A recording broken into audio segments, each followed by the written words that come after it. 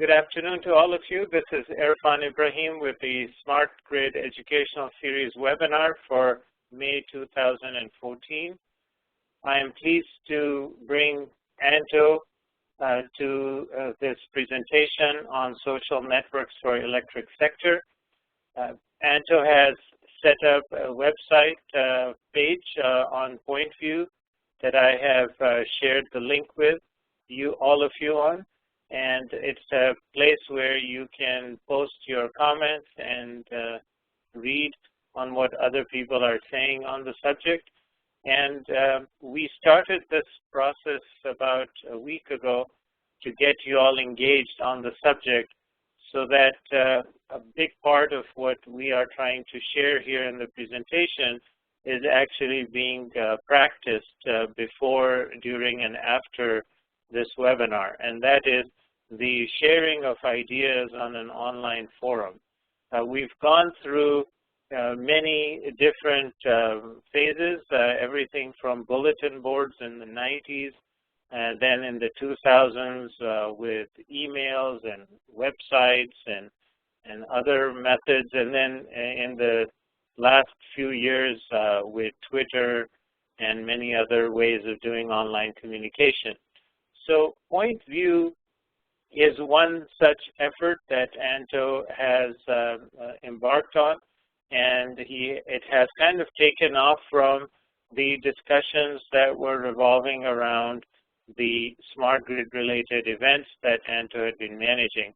And I had been observing Anto in action for several years doing this networking around his events, and I thought it would be good to bring this to the attention of the Smart Grid Educational Series viewers and see how this medium can be used not only to reduce the cost of doing business by not having to travel as much or as often, but also as a way of recording thoughts. Quite often people say things and they're not recorded in a forum in which others can enjoy those views and reflect on them and respond to them. And that's what this whole social networking forum around PointView provides you, is a very good place for keeping the information as well as generating new information and responding back and forth to each other's comments.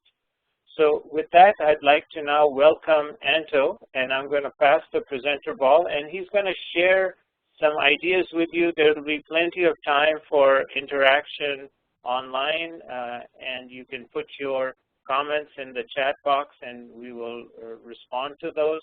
And then continue with the website that we have provided you on PointView to continue this dialogue on social networking. So with that, Anto, I'm going to now pass the presenter ball to you. Thank you, Erfan. Am I coming across loud and clear? Yes, you are. The floor is yours. Okay, thank you very much. Hello, everybody. Good afternoon. So thank you for that introduction, Erfan. And that's really sort of exactly what I would like to do, is sort of have a conversation to try and sort of figure out how we can use social interaction, social networks to better, in this particular case, the electric sector. But I think a lot of what we'll be talking about here is not obviously specific just to the electric sector. So let's continue. So by introduction, my name is Anto Budiardjo. My background is I spent the first 20 years of my professional life developing and marketing various types of software, mainly energy management software.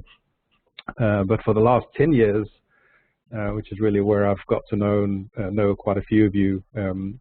I've been running a number of conferences, most of them in the energy space, energy and sort of smart device space, specifically Grid Week, Grid Interrupt, Connectivity Week, and a whole bunch of others.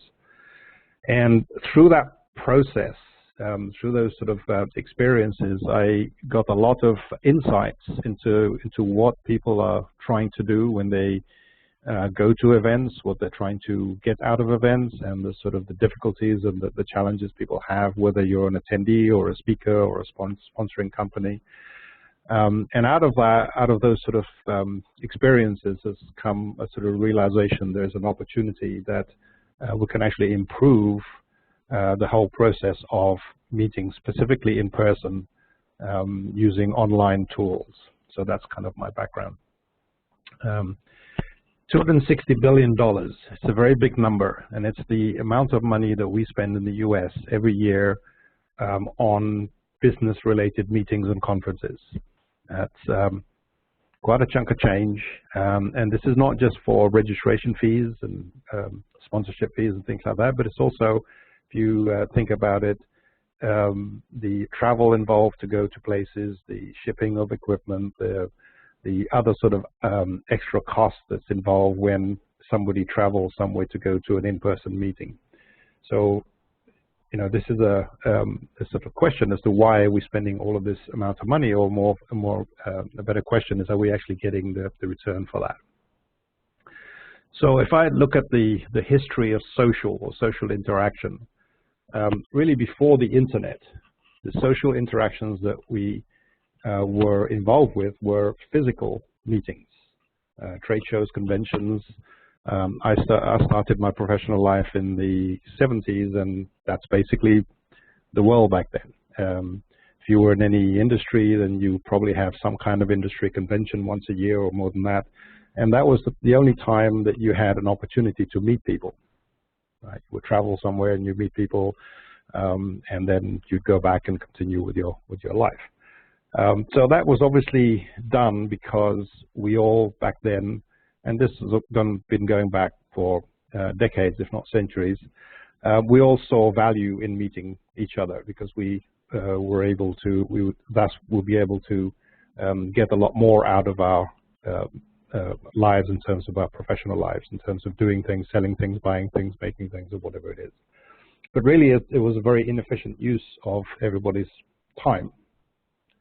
Because typically you'd have to travel somewhere and you spend at least a week doing that, and it wasn't the greatest way of actually meeting socially.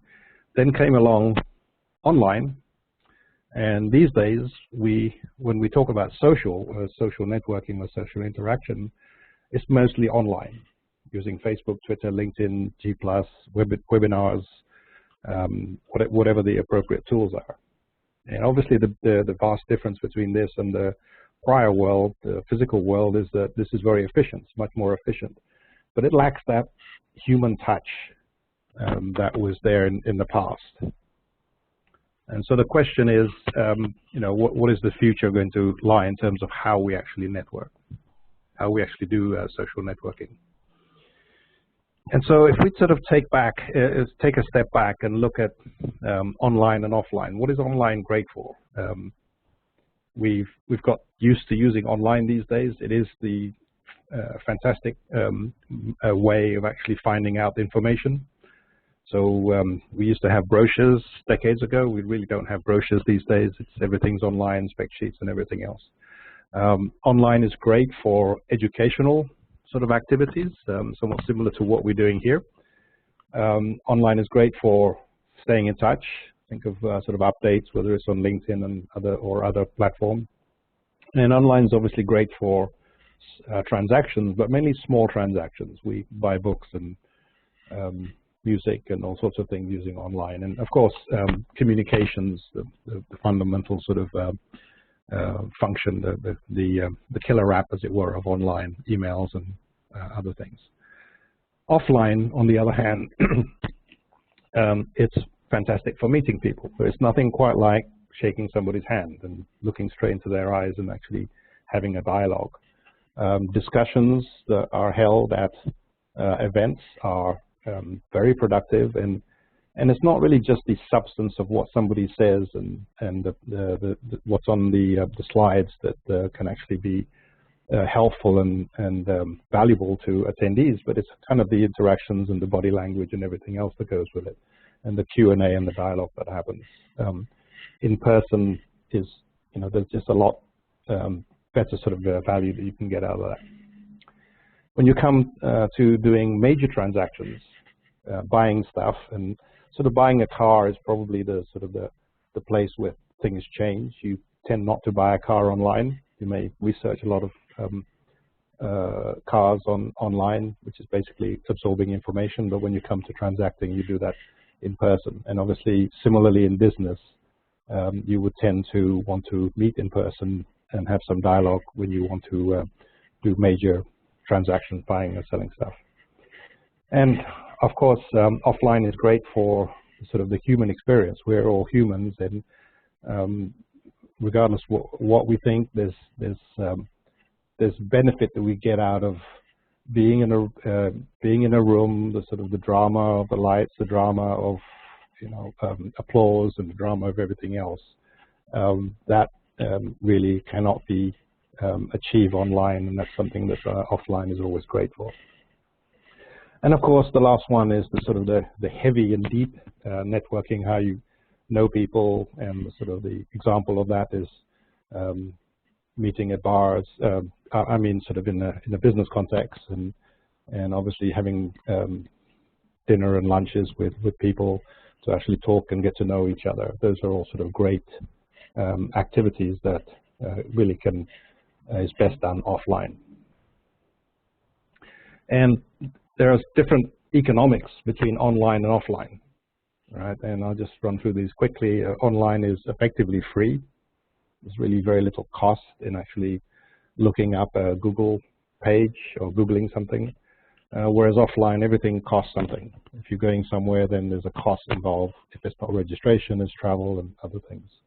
Online is extremely convenient. You can do it anytime you want, and offline involves a lot more than that. And online, there's little risk. If you spend a couple of minutes looking up something online and you don't find anything, then okay, you would have wasted a couple of minutes. That's no big deal. But if you go to a meeting, if you either drive somewhere or even if you fly somewhere, so obviously much more severe situation there. If you go somewhere and the meeting is not very good, then you would have wasted a significant amount of time and money, right, in the offline sort of scenario, which is why a lot more interaction happens online.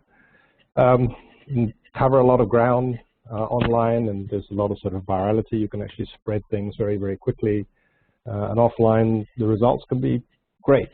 You can have accidental meetings with people, and you can actually have evolve a relationship much, much better offline.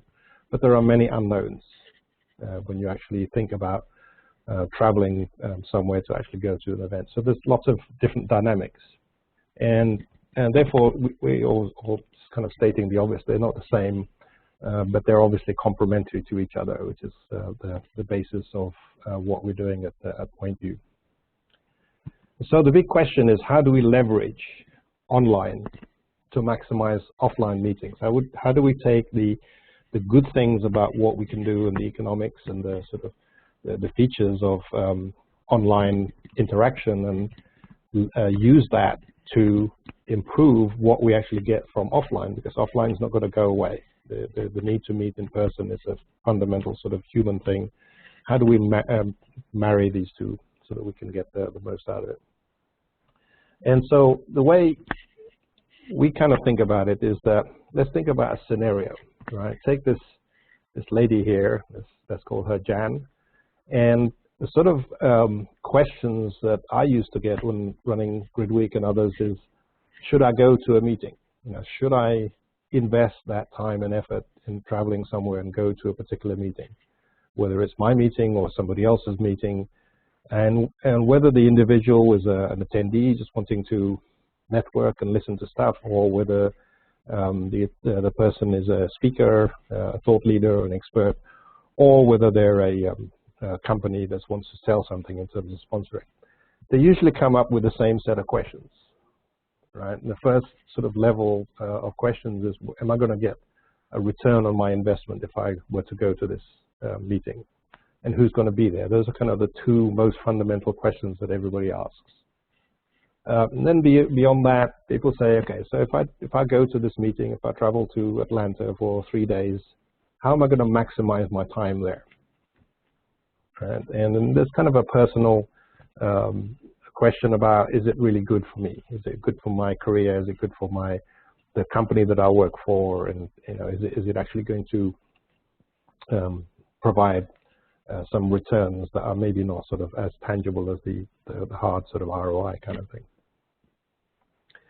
And the sort of questions that people are also asking is, what are my alternatives? If I don't go to this particular meeting that I'm considering right now, let's say in Atlanta, where else could I go? Where else could I achieve whatever it is that I'm trying to achieve? To sell something, to learn something, to teach something, whatever it is. You know, what are the alternatives for that?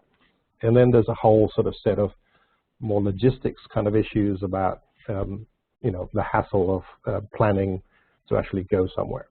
Right? So all of these things happen, and usually when you're asking these questions, you're looking at an event site that will have, you know, the date and the venue and sort of other basic information. But a lot of the information that you really need to answer these questions is typically not available, right? Because it's just the way that a professional organizer puts together an event. Quite often it's just not available, or the organizer does not want to share that information, right? So what you really need as an individual considering going to an event is some transparency, or what's likely to happen at this meeting in Atlanta. Right? That's kind of the most fundamental question, because if you know that, then you can answer a lot of these questions and then be able to reduce the risk and increase the return, the likely return of going to this particular event. So we tackle this using PointView by allowing individuals, anybody, to use PointView as a pre-conference, pre-event gathering place to discuss a particular event. Okay, and there's various ways of doing that. You can go to PointView and search for a particular event, and if you find it, you can start a dialogue right there and then to actually ask questions, see who else is going to that event, and see what people are actually saying about that particular event. Right? And so you have a place, what we've created is basically a place where people can have a pre-conference, pre-event discussion. And that pre-event discussion could be sort of logistics in nature, you know, what is the closest hotel kind of a thing, or it could be substantive in terms of the content. So if there is a session to talk about some specific subject, then the idea here is that people can actually start a dialogue and ask questions of the speakers about what is going to be covered in the particular session, and is this going to be, let's say, a technical nature or a business nature or whatever, and actually maybe even to the point of actually proposing to speakers of the session that maybe they should use this example. Maybe it would be really good to actually talk about a particular subject or particular instance or case study or whatever it is. So you can use this tool to actually have all of these pre-discussions, and out of that obviously will come information about whether it's an event that you or your company should be investing money in terms of sending yourself or other people, right? And as an integral part of that, we've implemented a review mechanism in PointView. So you'd be able to add reviews and also refer to reviews that other people have made on meetings and of speakers and of other sort of sessions and other things. So you can actually look at a particular speaker and look at the reviews and look at past events and look at reviews. So that becomes kind of like a Yelp for events. And lastly, a mechanism to discover alternative meetings, right? So you may have this dialogue with around this particular event with some people, and then it comes to pass that, you know, this really isn't the right event for you to do whatever it is that you're trying to do.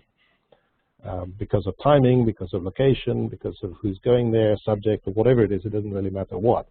So part of the vision and part of the functionality of PointView is that PointView will suggest alternative meetings related to the subject, related to the one you're looking at, to be able to consider other meetings, that you'll be able to obviously engage in a similar kind of discussion online prior to the event. Right, so it becomes a very sort of rich decision-making tool in terms of how you decide on where to go to an in-person offline meeting.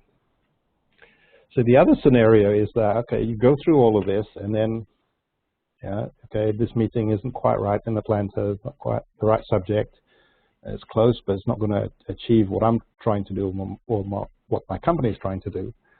How about if I really would like to create a meeting myself, or how can I get a group of people around a particular subject, what I know is there, to actually create a meeting, right? Now, most people are not professional event organizers, so most people will probably not think that they're able to do this, because there's a lot of things that you have to do when you're actually organizing a meeting.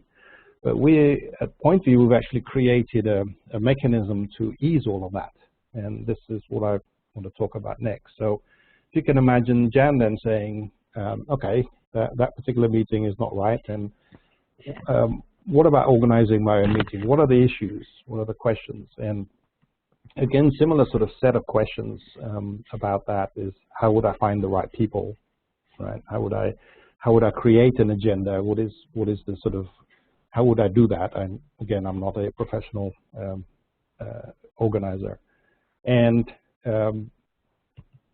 where and when? When would I do this? I don't want to just sort of say, let's do it somewhere if the people are not going to come, right? So I kind of need a vehicle to actually explore how an event can actually be put together that will be useful for myself, in this case for Jan, and obviously for other people that would actually get value from it actually going to the event. And how would I handle logistics? It's a big problem for a lot of people if they were thinking about creating an event. And how do I make it affordable? Doing an event, organizing an event can actually be extremely expensive, especially if you don't know what you're doing. And so the need here is to be able to create an event, to an easy way of doing that. And that's exactly what we've done in PointView. So we've created a mechanism in PointView to create a meeting. And we're sort of looking at this as a crowdsourced kind of meeting, where you're really using PointView as a tool to gather and to gather a crowd, to use the power of the crowd to create a meeting that is very suitable for your needs. And the way you do that is following these 5 steps that I'm going to be talking about. First is that anyone can actually go to the PointView portal once we actually launch this service, which is still in beta right now, and propose a meeting. So again, going back to Jan, she would be able to go to PointView portal and say, I want to create this meeting about the subject of, let's say, blue widgets, create an abstract subject, and I think it needs to be in Chicago, and I think it needs to be in October, okay? And here are the reasons why. And you go through this process and you effectively create an event, a proposal of an event online on PointView. Right? At the end of that process, you end up with a URL that you can then share with your community, with other people that may have an interest on of this particular subject. Right? So you would spread the word through online, sharing through online, LinkedIn and Facebook and others, and also through email to people that you know that may be interested also in this meeting.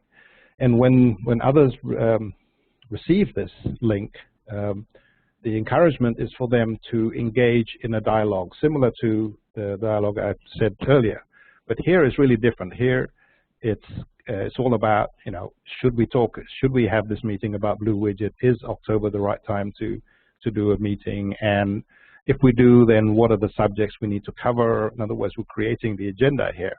And also, who are the speakers that should be invited to come and speak here? Or somebody may suggest that they themselves may be a good speaker to talk about marketing of blue widgets, let's say. So all of this happens online in a collaborative process, as well as encouraging people to pre-register for this event. So basically what we're proposing is people pre-register to go to an event that is still in the formative stage, right? So when somebody pre-registers, they're basically saying, yes, I'm going to go to this event, in October in Chicago on blue widgets, and I'm willing to pay $150 or whatever it is, the fee, to make this happen.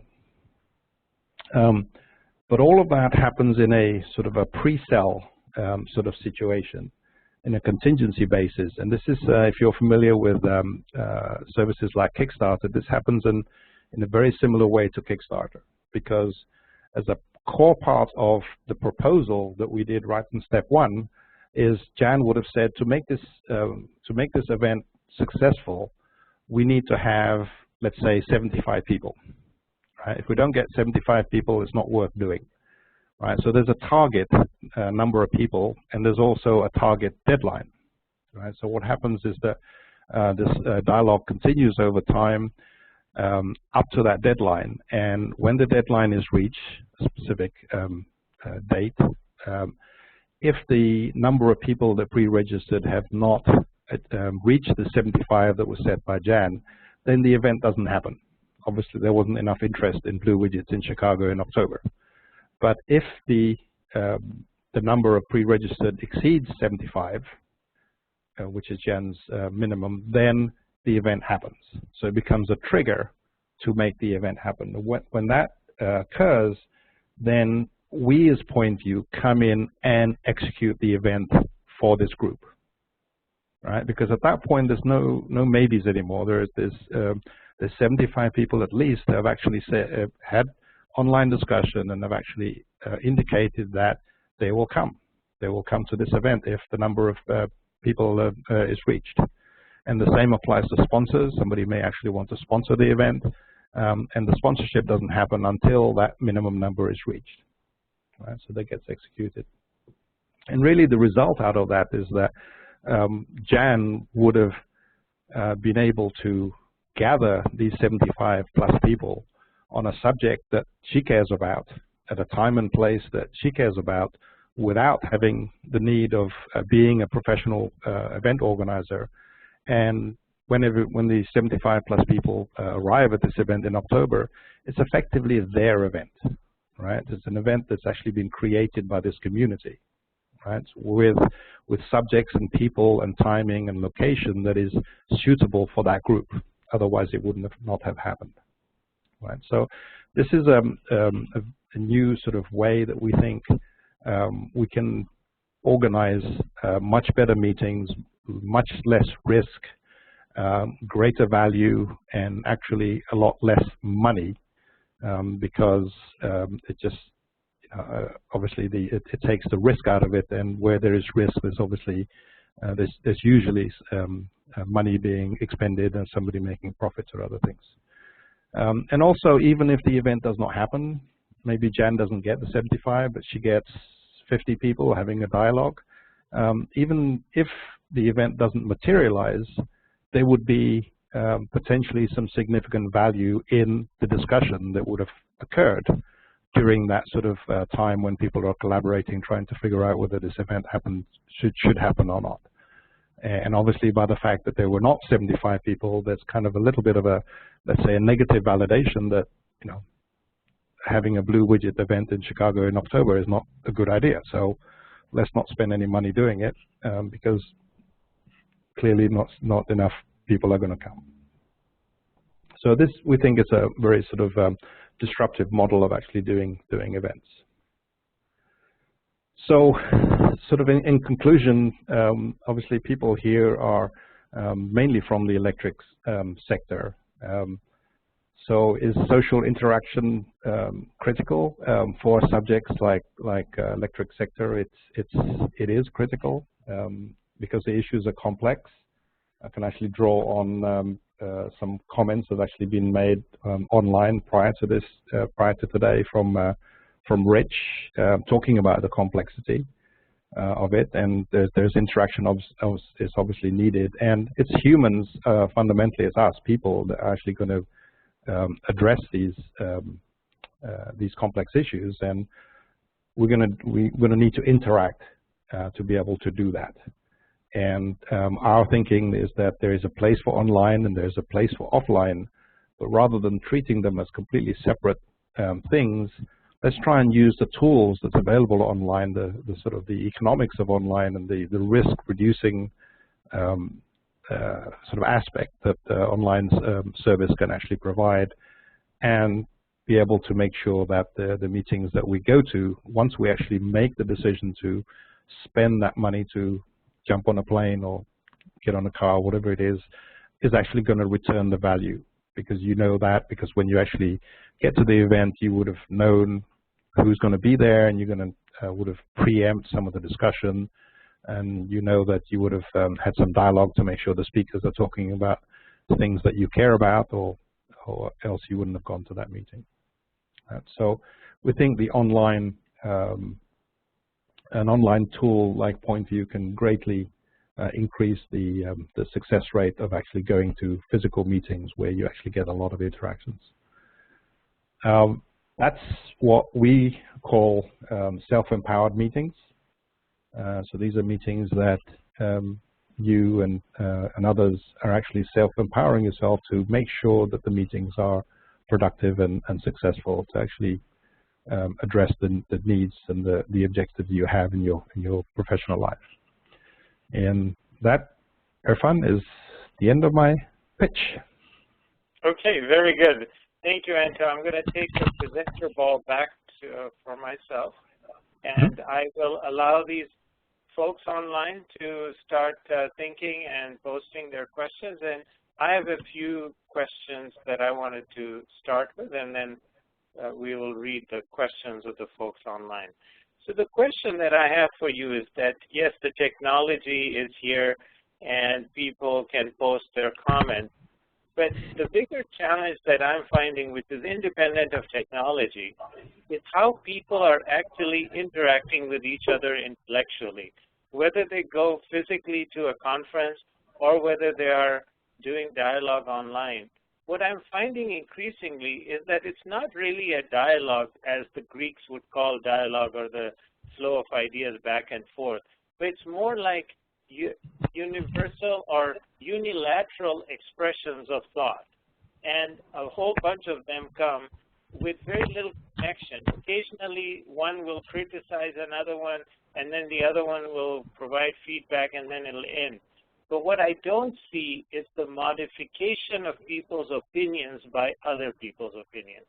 And I'm wondering, since you've been involved in this business for many years, how do we encourage, or how do we inculcate those values in people so that the dialogue is actually meaningful? You're referring to those sort of instances in the online context, right? Online, and also when we are in conferences, if you notice, there'll be a panel discussion and individuals will say things. But what I don't see very much is how one will take what someone else is saying and add to it, or allow them to see things in a different light. It seems like a lot of unilateral expressions.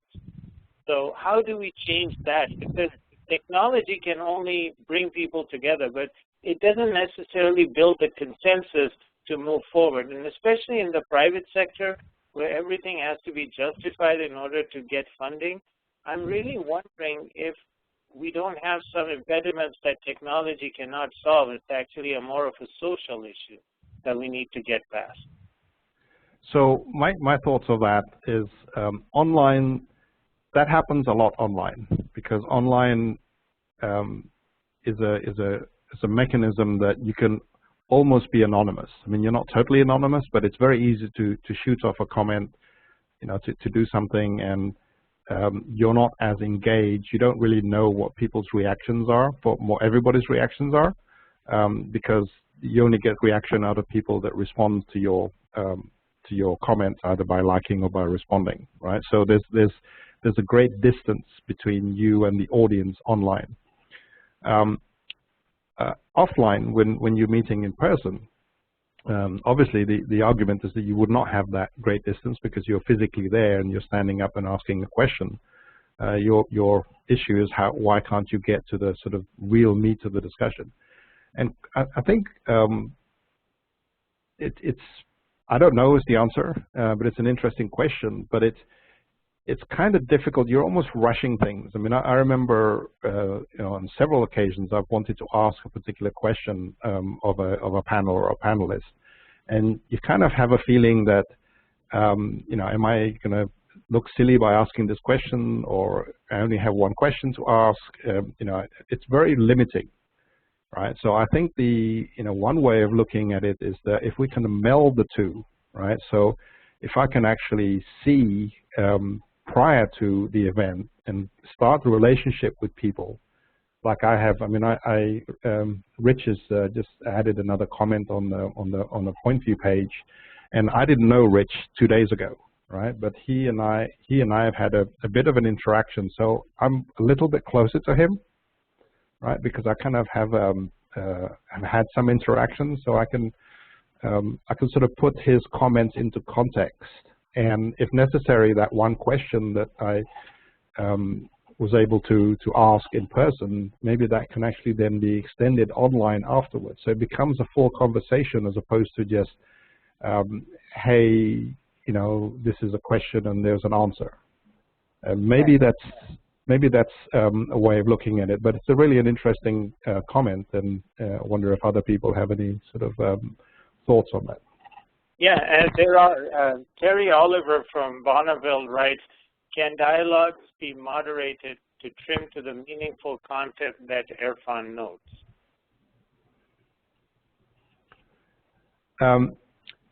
Yes, I mean, surely it can. The question is how.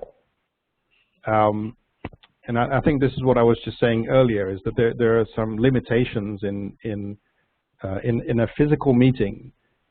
One of the limitations is that you're there, if you're doing a session talking about Blue Widgets marketing, for example, you're there for 75 minutes, 90 minutes, and you're kind of very limited, right? So I think by expanding that, by mixing online and offline, you can actually have much more meaningful dialogue. And if somebody asks a question that's, let's say, not relevant to that particular session, then it becomes much easier to actually then take that question and not consume the valuable 75 or 90 minutes of the particular session in person to actually address that question and address it somewhere else.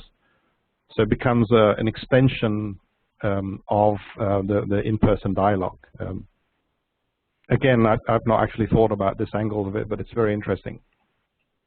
Yes. So I think that the technology is good because it gives you a platform in which people can come together virtually and communicate with each other. But very quickly we're realizing that after the technological impediments are removed, it's really more about culture and social interaction and the impediments that are there. And some of these, by the way, are there from childhood, from the very early years when parents tell kids, oh, this is shame, oh, this is bad, or in classrooms when they feel like they've been made a fool of, so they shy away from expressing themselves. And then they only deliver when they are obliged to because their grade depends on it, or, you know, for a certain credit or something. So this builds from very young age, and I'm still seeing those dysfunctionalities as adults in the industry when they will hold back in private sessions over a sandwich or a drink. They'll share those views, but they won't in public because of fear of repercussions. And so many meaningful thoughts and ideas are not brought, and a lot of the popular jingoism is there that's safe to express in public forums. So I'm just wondering, Anto, have you thought about this area, and do you have any suggestions on how we can reduce some of these barriers to communication? Well, I think the first point that I'd like to make on your comment is I'm not sure that those things that you talked about are dysfunctionalities. Okay, it's just people's characters are different, right? And I've met many people in, you know, literally walking out of a particular session with really great speakers, and you know, they as we walk out, they'd say, "Oh, I really wanted to ask about this, but I didn't want to because I didn't want to look silly," or you know, those kind of things. That happens a lot.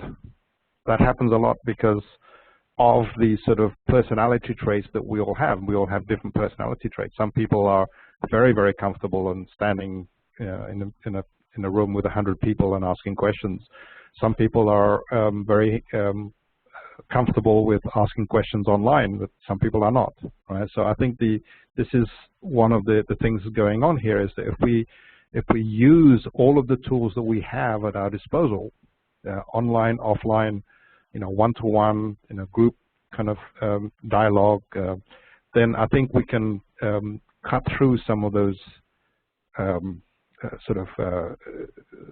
differences in how we all behave as humans, because I think it's a very good point that you're making, Erfan, that we're all humans and therefore we all have different ways of actually thinking and different ways of wanting to and be comfortable with interacting with people.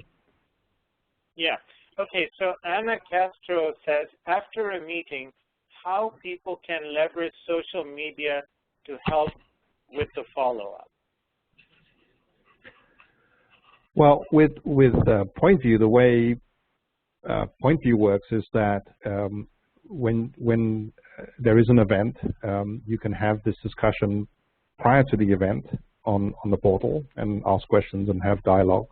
You can have it during the event, especially when it's a multi-day event. You can actually continue that dialogue.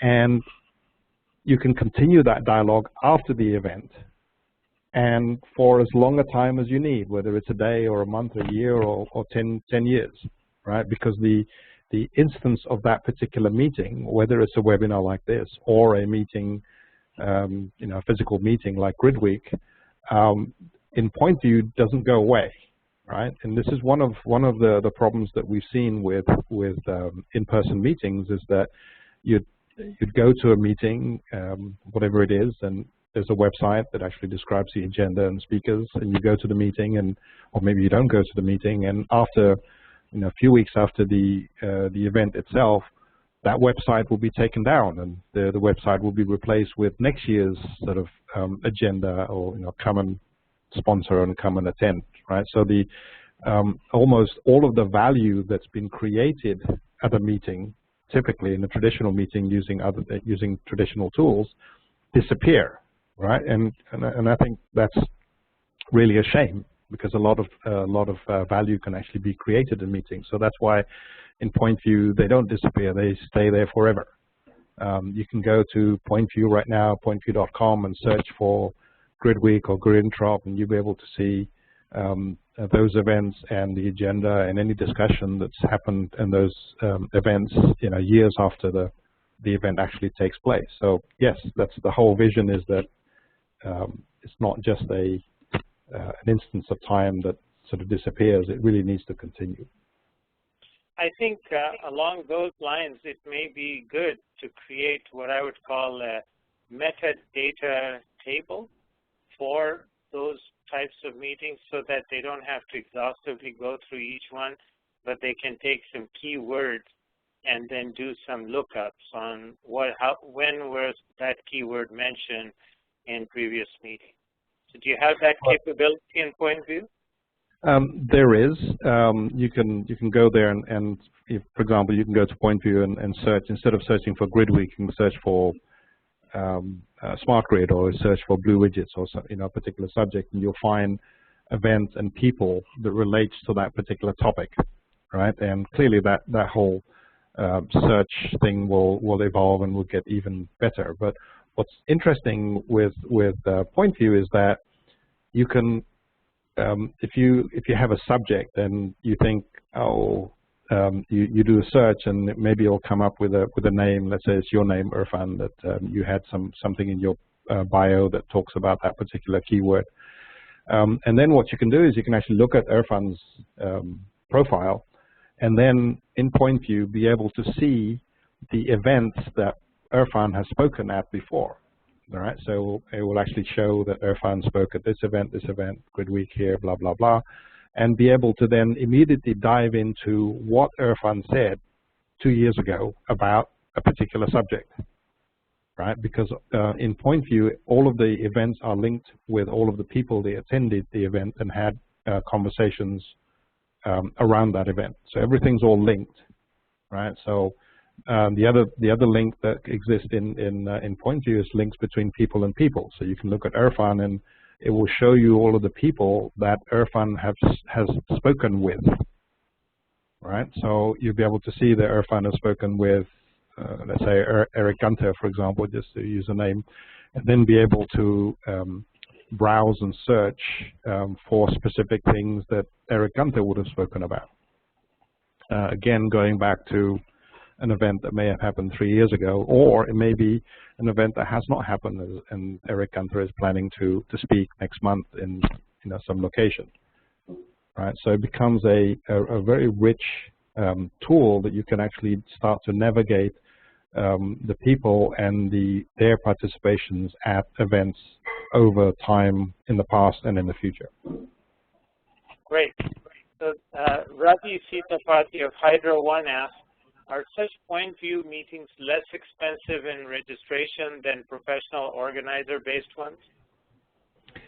The crowd source meeting that I explained is inherently less expensive because when a meeting is being organized by a professional event organizer, such as what I was doing back in my Klasma days, obviously somebody has to pay for the overheads and the risk-taking that event organizer is having to spend, right? As well as the profit that, because these are commercial companies, then usually everybody would accept that it's fair enough to have that company make a profit, right? So all of that costs that typically is spent by the event organizer is effectively being passed through to attendees, okay, and in registration fees and sponsorship fees and other things, right? In the crowd, and a lot of that is because the risk, the contingency basis that the event organizer, professional organizers, is taking all those risks to do an event that he or she is not sure will actually be successful, right? That's where the sort of the risk base is. The crowd model that we have removes all of that totally. It removes the risk because nobody's spending any time, no hotel contracts is being executed, or not a lot of logistics work is actually being done until the number of people that's necessary for that event to be successful have actually confirmed, right? And at that point, the dynamics become different because it's just, at that point it's just a case of executing the event rather than having to promote the event and expending all of that money that a professional organizer would typically do. So we think this would reduce the cost of meetings by about 50%, which is obviously quite dramatic. Wonderful. Next question from Rich Stephenson of Southern California Edison, who asks, many online social tools fail because they never reached a critical tipping point of participation. How does PointView plan on enticing the appropriate crowd to obtain the desired diversity of thinking? That's a really great question. We obviously, that is probably the top thing that we are working on right now. And it is also why we have created a lot of the features that exist that I've talked about, right? So the things like reviews and the things like this new way of actually doing events, right?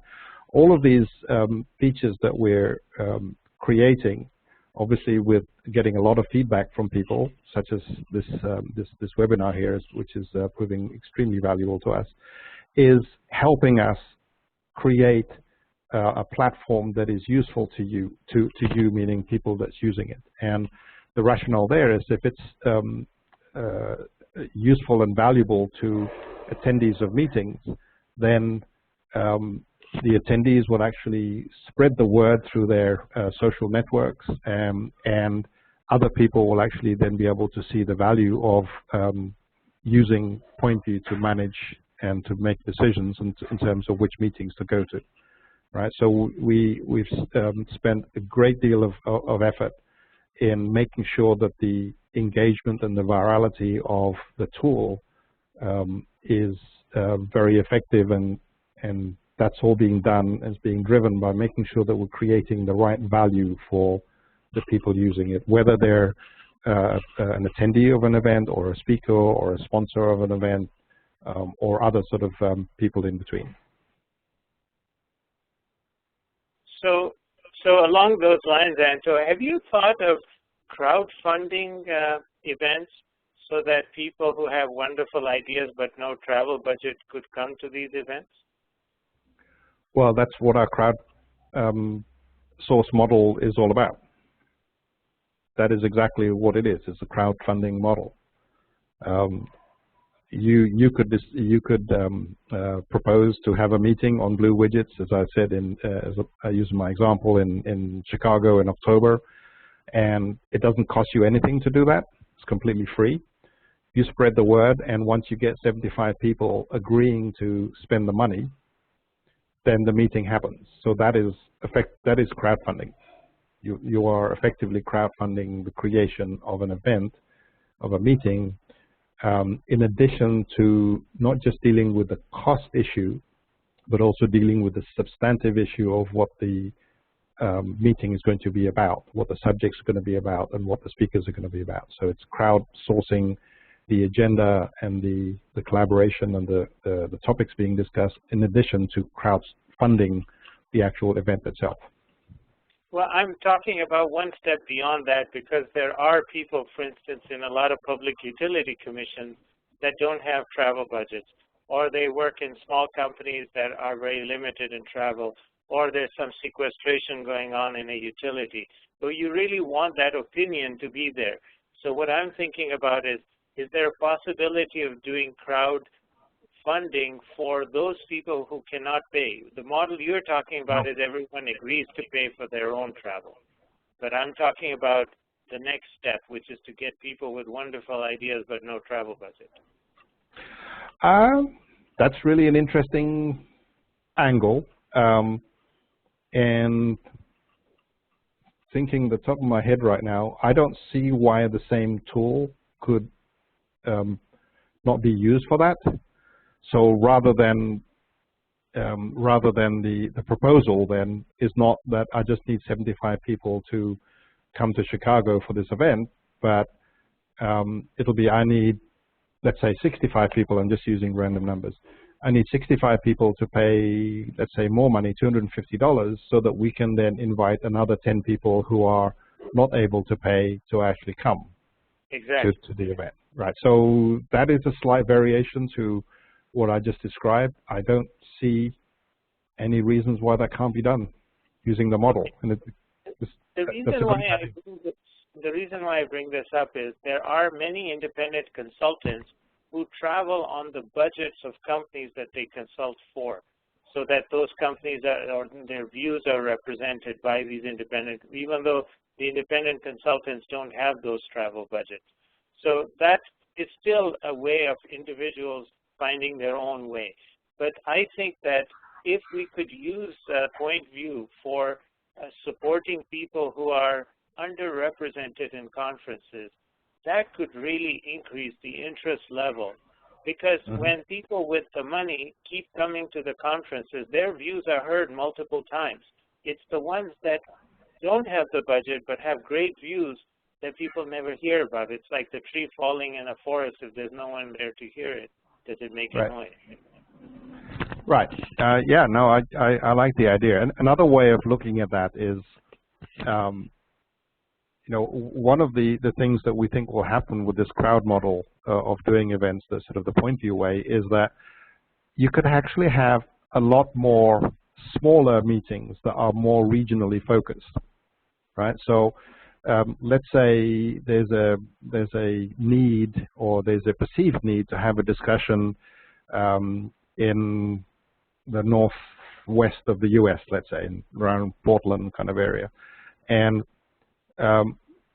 let's say that it's accepted that there's a whole bunch of people in that area that cannot travel, right? Because they can't travel, but there are consultants and vendors and others that are willing to travel, right? So the way to do that is to say, okay, somebody propose a meeting to be done in Portland or wherever, somewhere locally, and the trigger then could be that as long as we get, let's say, 50 local people of the right kind, utilities or commissioners or whatever it is, whatever the appropriate audience is, then the event happens. And because it's local to them, the cost for those individuals to come to the event will be obviously less, right?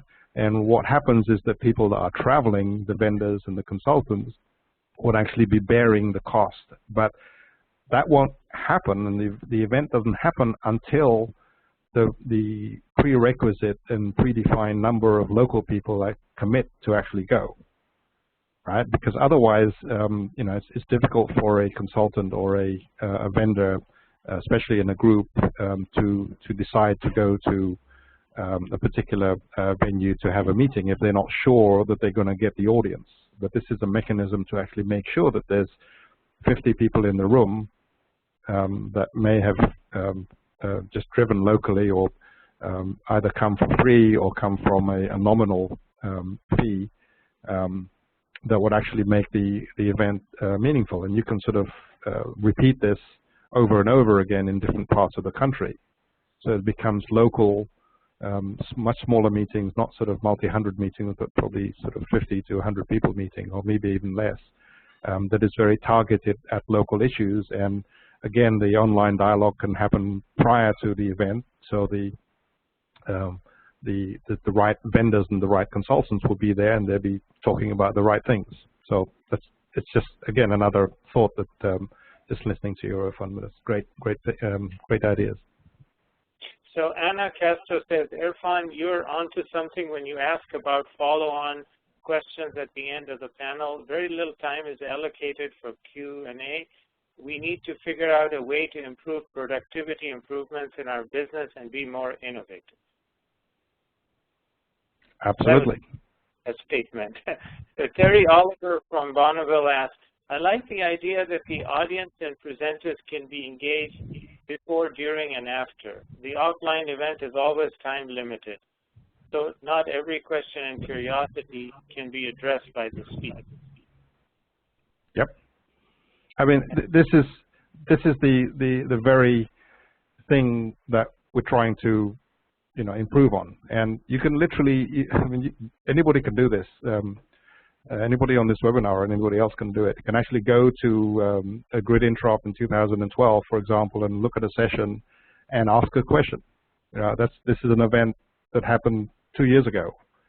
And because it's all there, because it's in PointView, because it still exists, you can go in there and ask questions. That event isn't really over. Maybe that's kind of a strange statement to make, but you know what I mean. Okay. Then Terry asks, another alternative is to have two-tier price, in-person and online price, as a way of encouraging that crowd funding, I suppose. Yes, that is also possible. This is great. I mean, this is exactly what we're sort of encouraging, to try and sort of come up with ideas of, you know, once with innovation is great. Once you kind of open the can of the ability to do different things, and all sorts of things come up. So wonderful. Thanks, Terry. And then Ravi asked, how does one get their group to look to PointView for discussions, a water cooler effect?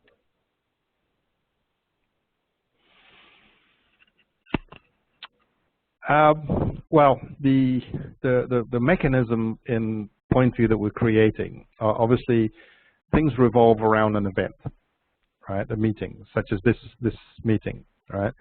So the way we're structuring it is so that eventually anybody will be able to go there and go to this particular meeting and create what is effectively a mini blog, right, that is attached to whatever this meeting is all about, right? So Terry Oliver, for example, could go to this to the page on PointView, and we haven't actually released this part of it, so he won't be able to do it right now, but be able to create a little discussion area about a particular something, right? Let's say about regional meetings, let's say, right? So he would then be able to create a meeting, and like any sort of any blog, you'd be able to write some words. It can be quite long. It's not limited. We're not limiting that side of things. And then there is a blog that's actually attached to the meeting. So it's not just a blog just hanging out there, but it's a blog that's attached to the meeting, and it's also attached to the author or the instigator of that blog. In my example here, Terry Oliver. And then basically use that link. There's a hard link that is that's created when that happens.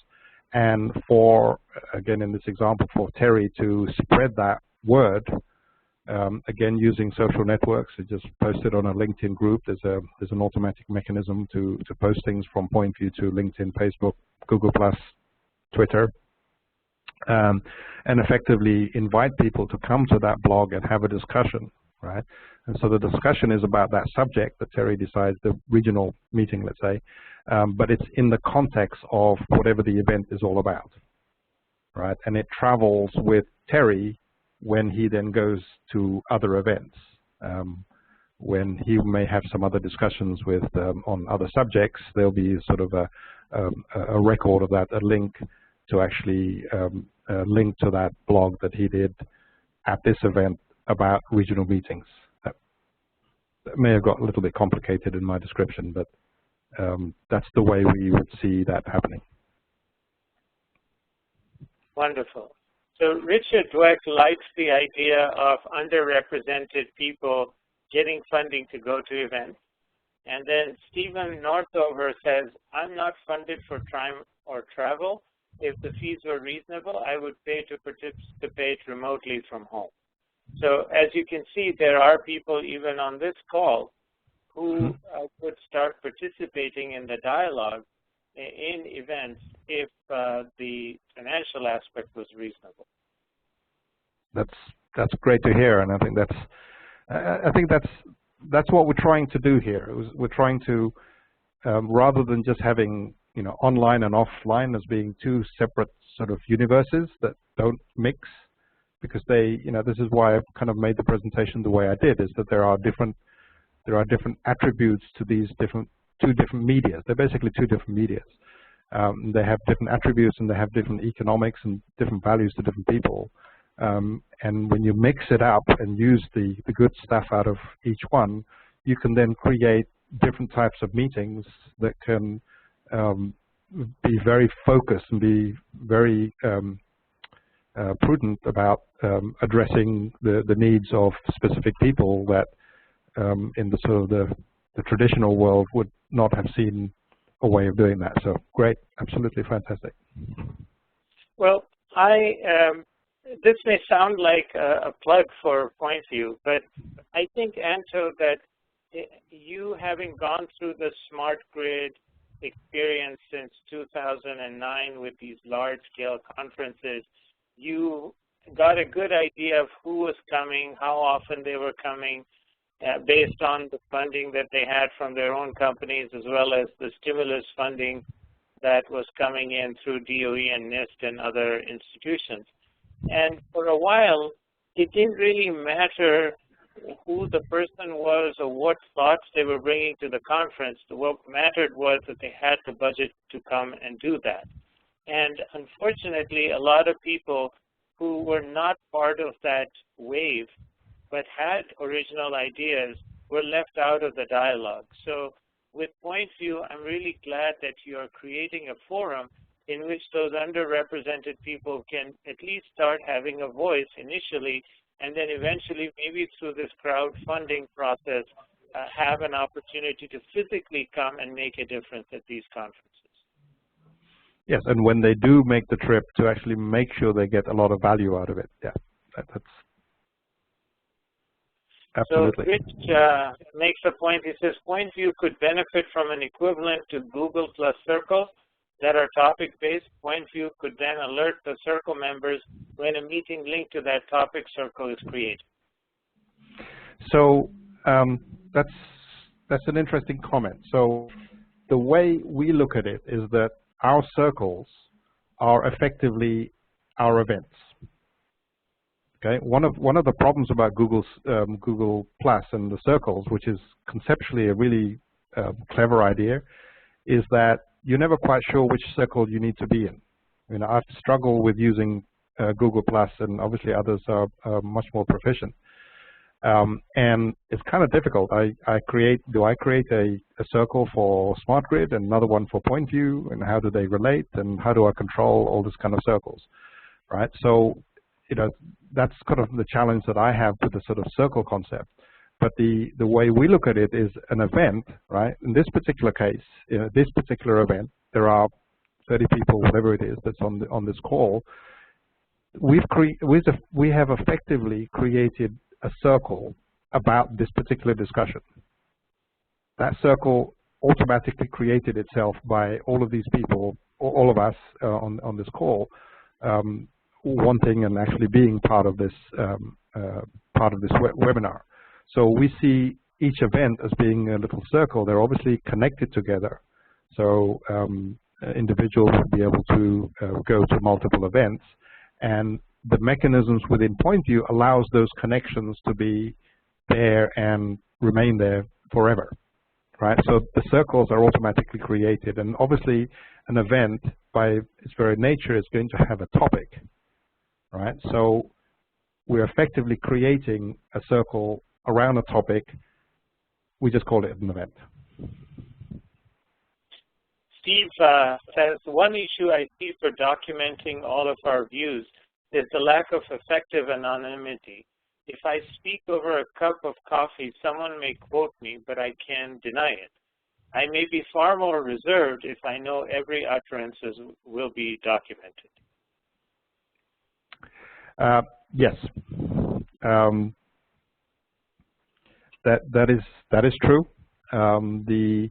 The sort of the privacy philosophy that we have fundamentally in PointView is that in most meetings are open.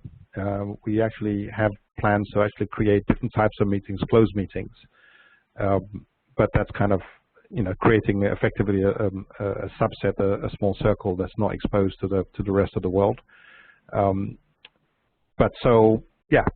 Obviously, you have to be careful what you say, because it's like Twitter. You don't say anything unless you can accept that it's going to be viewed by the whole universe. Great. So Dave Katz says, I was away part of the webinar. Did you discuss the use of video to make meetings more face-to-face visual in addition to those in the room? We didn't discuss that. It obviously is a possibility, and I think it's another attribute of how we can meld online with offline. I have found that doing a video at a live event can work. It also can not work. It can also be very expensive if you want to do it well. So, you know, because unless you do it well, then it kind of doesn't really work. If for smaller meetings, for like this kind of meeting, you know, obviously some people have tried doing webinars with video, and again, sometimes it works, sometimes it doesn't. So from a platform perspective, that's certainly something that's within what we want to achieve.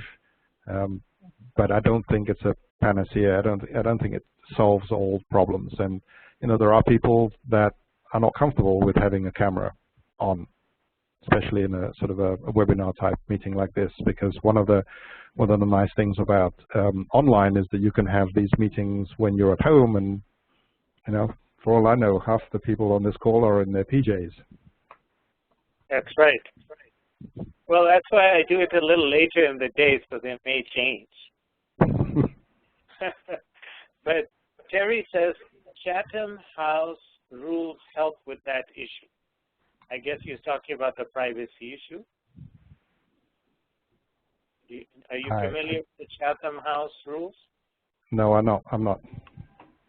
Okay, so Terry, you may want to explain that a little more online, and I will take, there's one more comment here from Dali, who says, what criteria would you use to evaluate the success of the circle?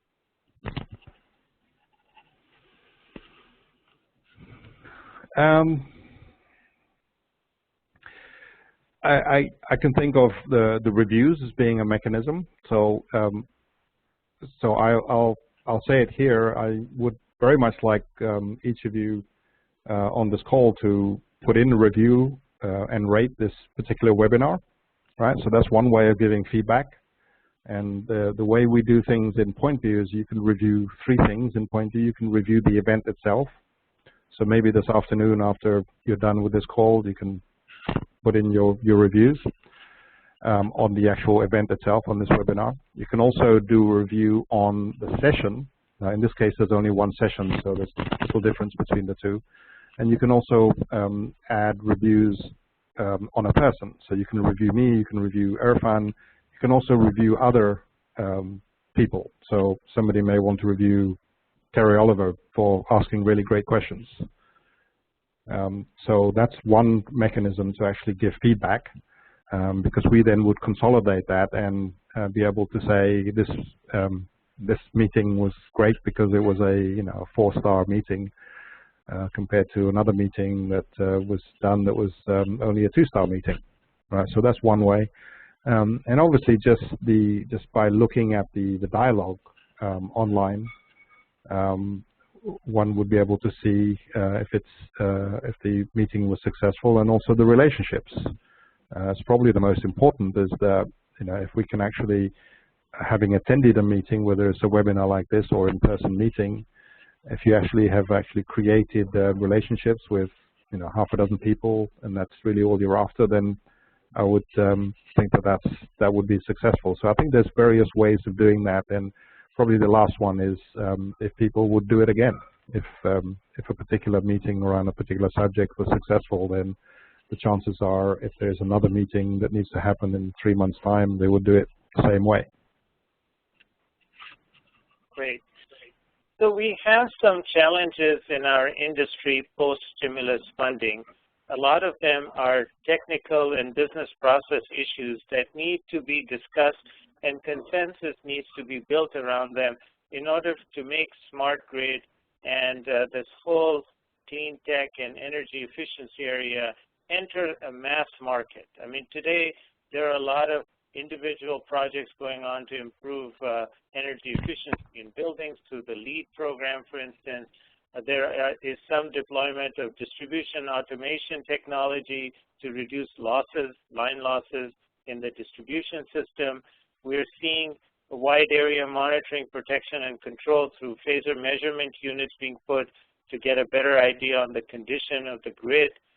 There are a lot of projects on renewable energy, solar, wind, and we're looking at the cost and effectiveness of electric storage, comparing it with thermal storage, flywheels.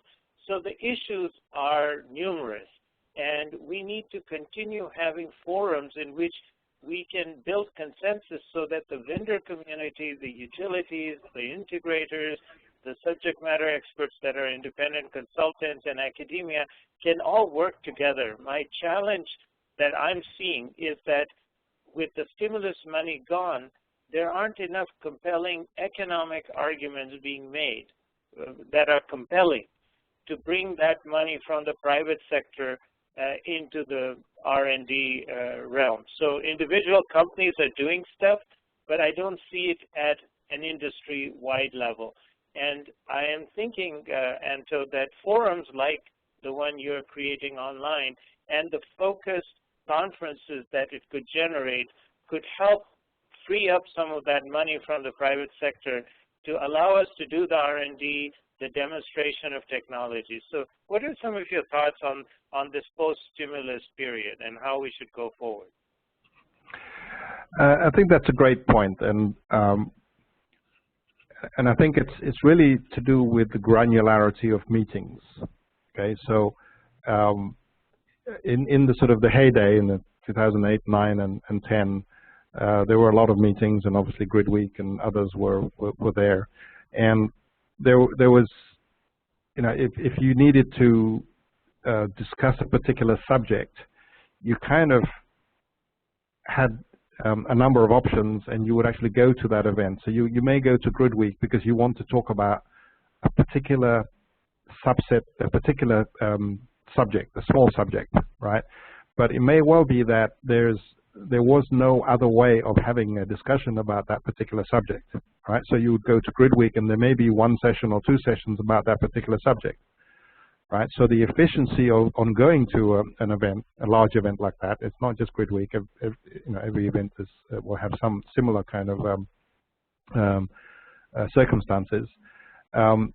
You would then be spending 3 days, a week, or whatever it is, to go somewhere where you're really only getting a little bit of value out of that investment, right? Whereas when you can reduce the granularity so that you can talk about a particular, a very, very specific subject, right? And you can actually get the right people there, the right 50 people or 100 people or 30 people, whatever the right number is, and you can do it with sort of laser focus attention to the subject and laser focused attention on the attendees, then those meetings, and do it in such a way that it's economical, whether it's online or offline, then the results out of the whole thing is the whole system of meetings and collaboration will just become a lot more efficient, right? Because people are then dealing with specific issues that is relevant with the right people at the right time, rather than trying to fit their needs into an existing event where some of the people may be there, right? So that's actually one of the key sort of drivers that we think will come out of what we're doing with the crowd meeting, is that you can make sure that the meetings that you go to are specific on subjects that you want at the right time, whether it's regional or whether it's specific. It could be nationwide or whatever. So I think it's to do with the granularity and making the whole system more efficient. And one of the problems, obviously, if there's a lot of money slushing around, then efficiency is not such a great driver, right? And when there isn't so much money sloshing around, then everybody's wanting to be much more efficient. And I think this is one of the values of what we're doing with PointView, is making these interactions, these collaborative activities much more efficient. Great. So on the Chatham House rules, Terry Oliver explains some more. He says that the info is public and it is also not attribution to any individual or organization. It's a way to ensure open conversation. And then Ravi Sitapati also repeats that concept. So thank you for sharing that with us. What I'm thinking, Anto, is there needs to be an evangelical aspect to PointView. I think that the electronic, the technology aspect is there, but I think we need a force function for 10, 15 topics that are really relevant in the electric sector, for there to be champions, people who are well known, to act as moderators and create those discussion groups in PointView, because that's going to attract people. And then we can get to the next level of having very focused meetings on those topics. I feel that left to themselves, individuals are saying things, but there's no force function to take them to the next level. What are your thoughts on that? I agree, and I think this is potentially one of the things that can come out of this webinar, and maybe we need to do some additional follow-on webinars, is really inviting everybody on this webinar, if they have a specific issue that they think could be addressed in a meeting, whether it's a webinar or a in-person meeting, whether it's a topic specific or regional specific or some other sort of criteria, as we talked about earlier, bringing people that don't have the budget, to propose meetings on PointView, and that's exactly the idea. Great.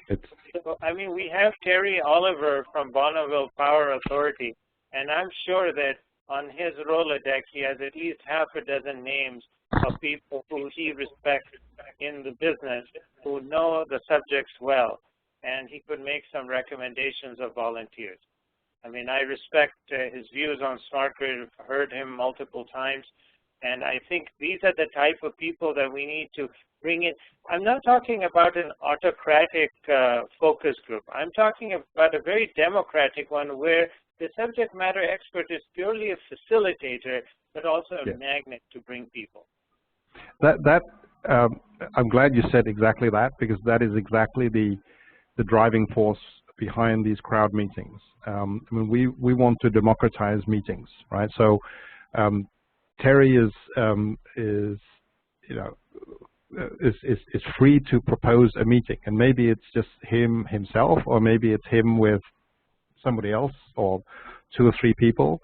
And the way it works is that Terry, if I just continue to use him, would have a discussion with a couple of other people and say, yes, we need to propose a meeting on subject X, and we think it can be done in October or in June or whatever time frame is, and this is why, and put forward all the arguments and create a meeting exactly in that manner. So it's not owned by Terry. Terry is just the instigator. We call these individuals leaders of these meetings. So these people will just be leading the meetings and leading the dialogue. Their responsibility is similar to like a chair of a meeting. They don't need to know all of the issues about logistics of a meeting. We'll handle that, and they don't need to worry about the platform, because the PointView platform does all of that. So it really reduces the barrier of entry for anybody to start the dialogue about particular subjects. Great. So what I am basically saying here is that if you take the example of a few successful Silicon Valley type companies like a Google or a LinkedIn or a Cisco or Marvell, any of these quite successful companies, and you go inside and you watch on a day-to-day basis how they run their shop, they do use technology very effectively, and they have a combination of physical meetings and online meetings. They have full-size video screens available that allow them to feel like they're right with someone across the world in a room. And now what we're trying to do here is expand that functionality that exists in a company across multiple companies and at an industry level, so that those best practices can be put. And just like the productivity goes up in an individual company, imagine what it can do for the gross domestic product associated with the electric sector, especially focused on smart grid, clean tech, energy efficiency, an area that's just begging for funding right now. I mean, that's the nicest way I can put it, where their people are idea rich, but Benjamin Franklin seems to be out of the country right now. Yep, totally agreed. Totally with you on that one. So Richard Dweck says, Erfan, how do you propose to get those champions to step forward and propose a meeting? I know a couple thousand people in this business across 10 countries, and I know who have been the active players of late. And what I found is when I write a personal email, not copying anyone else, and the name of that person is on it, it takes me a few minutes, but I get the best results. And Anto, with your permission, I would like to reach out to a couple dozen such people and see if they are willing to moderate topics on PointView. Are you open to that? Absolutely, yes. I mean, you and I, we can exchange we can have another dialogue after this meeting, just to make sure that we're using the right language. But absolutely, that's exactly what we want to have. We want to invite people to start to use this platform. It is, as I mentioned earlier, it is still in beta, right? So we want to pace ourselves over the next few weeks, and it's also a process that we're going through to make sure that we get feedback in terms of the usefulness of the tools and how it actually is used, and also to get some really valuable sort of input, as we have on this call, about sort of different ways to look at what needs to happen here. So yes, the answer is yes, Erfan. So I have a little homework for all of you who are online. I'd like you to email me 5 topics, focused topics that you think would be good to have discussions on, that you think are timely and relevant, and that could precipitate into a physical meeting, a focus meeting, small, medium-sized meeting. It could be in a particular region. I'm fine with that, but that's your homework. You sat, listened to a free webinar. That's the fee for the webinar. I need 5 topics from you, and if you can think of candidates that you think are good ones to approach on that, it could be you, that's fine. It could be someone else. With that, Anto, I'll give it back to you for any final comments and thoughts about today. I'm really glad that we did this webinar, and thank you, Erfan, for putting it together. I think we got some really good thoughts and ideas from the group, and I welcome this to be the start of a sort of a new way of looking at how we collaborate and how we meet both online and offline. And please do bombard Erfan with your 5 topics and your 5 suggestions, and feel free to reach out to me. The crowd meeting feature in PointView is there. When you try and start one, it will actually say that it's in a beta program, so it will prompt you to request access to the beta program. So if you just go through that, and either myself or one of my colleagues from PointView will work with you to create these events. So really looking forward to working with all of you in the future. Great. So now Terry Oliver says, I've got 2 ideas. One is that BPA wants to engage folks within the Pacific Northwest utility community on successful R&D accomplishments, some from BPA and some from others like Sonomish, PUD, etc. And 2, a broader conversation with many in the U.S. utility community on R&D management. So here we go. There you go. That's a great outcome. Thank you, Terry. Wonderful. And I'll have these notes recorded, so okay. We'll have those. Also, what I wanted to just say here was that this experience with PointView has been so positive for me the last couple of weeks in preparing for this discussion that I've decided that my future events are going to go through a PointView link. The registration for the webinars will be there just like it was today, but we'll use PointView so that we can have discussions before each of the educational series webinars, not just this one, because we have to practice what we preach. So Anto, are you okay with that? I am very okay with that, and I do appreciate the slight inconvenience of needing to use both the PointView platform and having to do the thing with WebEx. It is on one of our lists. It's an item on our wish list to actually be able to integrate that so it becomes much more seamless, which is really what we're all about, and trying to make this whole process as seamless as possible. I think that the pattern that you used today, where you gave me a PointView link that had the link for the registration, is a very good first step in that direction, and it really made things a lot easier. So what I will do going forward is I will set up the WebEx registration, pass on the details to you, you provide me the link, and then I'll send it to the group. There you go. That's a great way of doing it. So that's great. There's a way forward, and my closing words is please add a review on this webinar so we can keep dialogue going and refer to it. Yes, and at a minimum, create your profile in PointView so that you are then registered there and you can then begin to navigate, put comments. I mean, you can read other people's comments without registering, but that's no fun.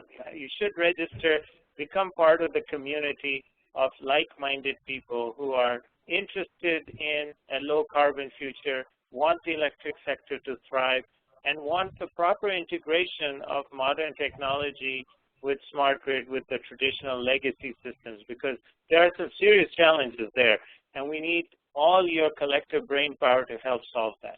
Our next webinar is going to be on the 22nd of May, and I'll be sending out an announcement over the next few days through the PointView link.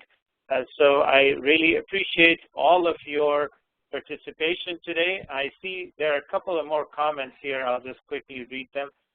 Dave Katz says, thanks for the groundwork in this industry to bring this forward. I will reach out to the Canadian contacts I have as the grid connected across borders. So that's good. And then Terry says goodbye and thanks.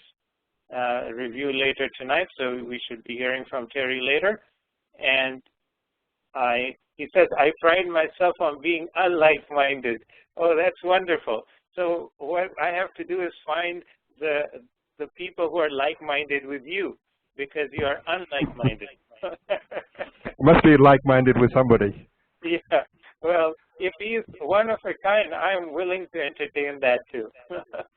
So with that, I would like to thank Anto for the time and for the creative presentation, and I appreciate all of you today for providing this rich dialogue. I mean, today we really had a dialogue because we were getting affected by what we were hearing from each other, and it wasn't just unilateral presentation. That to me is very important. We're at the top of the hour. I'm going to end the recording at this time, and I wish you all a wonderful weekend that's coming up. Thank you all.